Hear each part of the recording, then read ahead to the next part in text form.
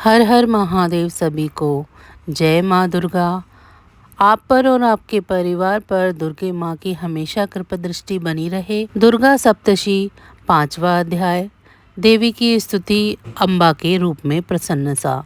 ऋषि बोले, प्राचीन समय में शुंभ निशुंभ दोनों असुरों ने बल के मध्य में आकर इंद्र तथा त्रिलोकी राज्य और यजों के भाग छीन लिए।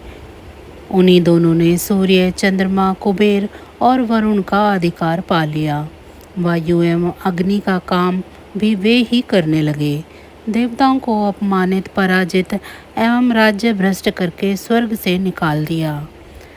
जिनके अधिकार उन दोनों असुरों ने छीन लिए थे, वे सभी पराजित देवता अपराजिता देवी का स्मरण करने लगे कि उस देवी ने तो हमें वर दिया हुआ है कि आपत्ति काल में मेरा स्मरण करने से तुम्हारे महान संकट तत्क्षण में दूर कर दूंगी। यही वरदान विचार कर पर्वतराज हिमालय के पास भी देवता पहुँचे। वहाँ भगवती की स्तुति करते हुए देवता बोले, देवी एवं महादेवी को नमस्कार। नित्य स्वरूपा गौरी एवं धात्री का नमो नमः। प्रणाम करने वालों को उन्नति करने वाली सिद्धि स्वरूपा को नमस्कार हो। दैत्यों की लक्ष्मी, राज्य लक्ष्मी, शिव शंकर पत्नी माता जी को नमो नमः हो।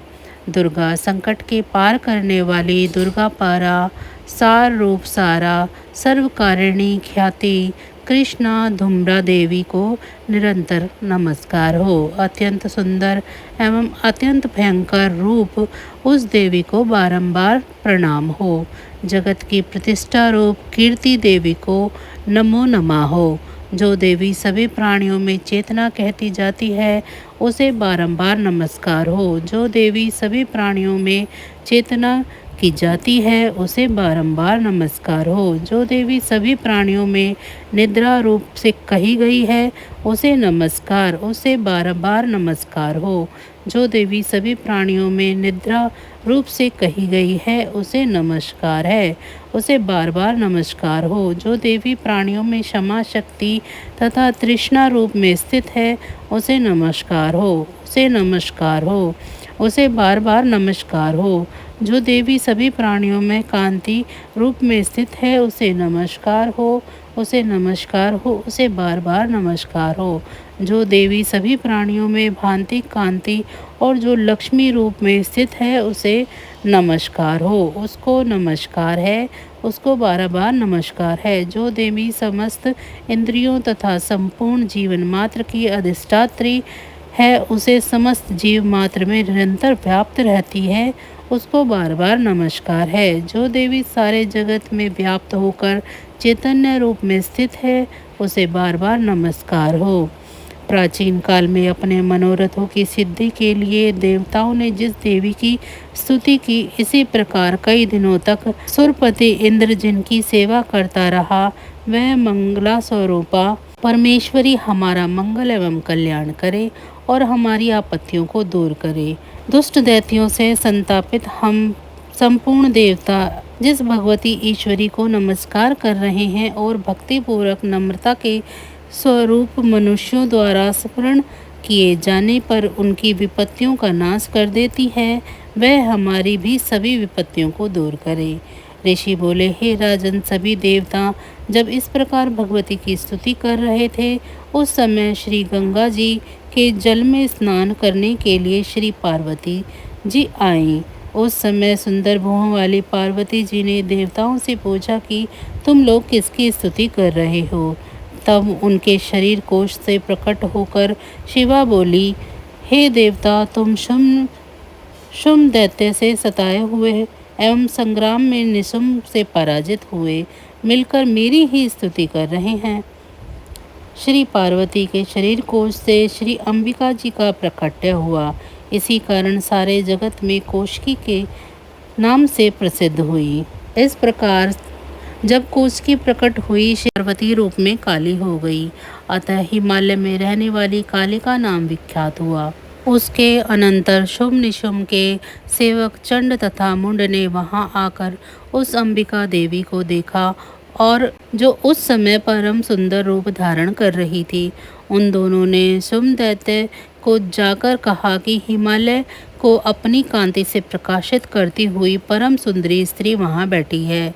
वैसा उत्तम परम सुंदर रूप किसी ने भी कहीं नहीं देखा।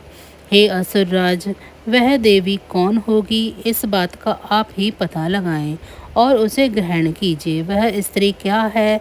रत्न ही है, उसके तो सभी अंग बड़े मनोहर हैं। अपनी दिव्य कांति से दिशाओं को प्रकाशित कर रही है। हे दैत्येंद्र, वह तो बैठी हुई है, आप जाकर उसे देख सकते हैं। हे प्रभु, जैसे भी हो आप उसे ग्रहण कीजिए। ऋषि बोले। तब चंडमुंड के वचन सुनकर शुम्भ ने सुग्रीव को दूत बनाकर देवी के पास भेजा और कहा कि तुम मेरी ओर से उससे इस प्रकार कहना और इस प्रकार के उपाय करना जिससे वह प्रसन्न होकर अत्यंत शीघ्र ही यहाँ आ जाए। यह सुनकर वह दैत्य पर्वत के उस प्रदेश पर जा पहुंचा जो कि अत्यंत सुंदर था। वहां पर वह देवी बैठी हुई थी। वहां जाकर उसने देवी से मधुर वाणी में कहा, कोमल वचन कहे। दूत बोला, हे देवी, दैत्यों के स्वामी शुम्भ तीनों लोकों में परमेश्वर है। मैं उसका दूत हूँ। मुझे उसने आपके पास भेजा है। जो उसकी आज्ञा न मानता हो, मैं उसे परास्त कर देता हूँ। उसने सभी देवता परास्त कर दिए हैं। अब आपके लिए जो संदेश है वह सुनिए। उसने कहा है, सारी त्रिलोकी मेरी हो चुकी है, सभी देवता मेरे अधीन हैं, सभी यज्ञ भाग पृथक पृथक करके मैं ही पा रहा हूँ। त्रिलोकी भर के उत्तम सभी रत्न मेरे अधीन हो चुके हैं। इंद्र के श्रेष्ठ वाहन ऐरावत हाथी को मैंने छीन लिया है। देवताओं ने इसी समुद्र से उत्पन्न उच्चई श्रावा नामक अश्वरत्न प्रणाम करके मुझे भेंट दिया है, तथा और भी जितने देव गंधर्व एवं नाग के पास रत्न रूप वस्तुएं थी वे सब की सब मेरी हो चुकी हैं। हे देवी, अब हम तुमको स्त्रियों की रत्न मान रहे हैं, जिस कारण अब आपको भी हमारे पास आ जाना चाहिए, क्योंकि हम तो रत्नों के भोक्ता हैं। अब तुम्हारी इच्छा है कि मुझे अथवा मेरे पराक्रमी भ्राता निशुम्भ को, इन दोनों में से किसी को वर लो। मेरे साथ विवाह कर लेने से तुम्हें अतुल ऐश्वर्य प्राप्त हो जाएगा। यह अपनी बुद्धि के द्वारा सोच लो, फिर मेरे साथ विवाह कर लो। ऋषि बोले। इस प्रकार दूत ने देवी से कहा। तब वह जगत को धारण करने वाली भगवती देवी जी गंभीर होकर मंद मुस्कान करके बोली, हे दूत, तुमने जो कुछ कहा वह सत्य है, मिथ्या कुछ भी नहीं है।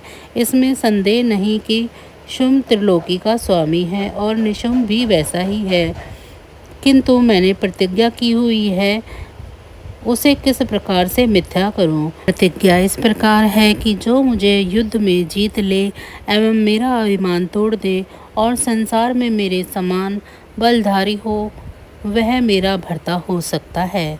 शुम्भ आए अथवा महाअसुर निशुम्भ आए, मुझे जीतकर मेरा शीघ्रता से पाणी ग्रहण करें।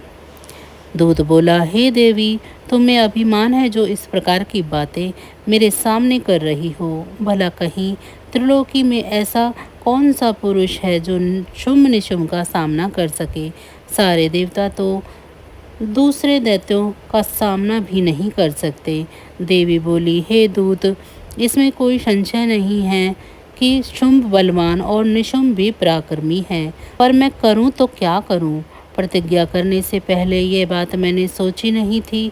अब तुम जाकर असुर राज को मेरी यह बात कह दो, फिर उसे जो उचित दिखाई दे वो वही करे। माँ दुर्गा जी के 5वें स्वरूप को स्कंद माता के नाम से जाना जाता है। ये भगवान स्कंद कुमार कार्तिकेय नाम से भी जाने जाते हैं। इन्हीं भगवान स्कंद की माता होने के कारण माँ दुर्गा जी के इस 5वें स्वरूप को स्कंद माता के नाम से जाना जाता है। इनकी उपासना नवरात्रि पूजा में 5वें दिन की जाती है। इस दिन साधक का मन विशुद्ध चक्र में अवस्थित होता है। इनका वर्ण पूर्णतः शुभ है। ये कमल के आसन पर विराजमान रहती हैं। इसी कारण से इन्हें पद्मासना देवी भी कहा जाता है। सिंह भी इनका वाहन है। नवरात्र के 5वें दिन का शास्त्रों में पुष्पकल महत्व बताया गया है। इस चक्र में अवस्थित मन वाले साधक की समस्त ब्रह्म क्रियाओं एवं चित्तवृत्तियों का लेप हो जाता है। इति 5वां अध्याय समाप्त। हम फिर मिलेंगे आपको ऐसी ही किसी अन्य जानकारी के साथ अगली वीडियो में। तब तक अगर आपको मेरी ये वीडियो अच्छी लग रही है तो वीडियो को लाइक करें। चैनल को सब्सक्राइब नहीं किया है तो चैनल को सब्सक्राइब कर लें और कमेंट बॉक्स में जय माँ दुर्गा ज़रूर लिखें। माँ दुर्गा की आप सभी पर हमेशा कृपा बनी रहे। इसी के साथ अब मुझे दीजिए इजाज़त। आप सभी का बहुत बहुत धन्यवाद। जय माँ दुर्गा।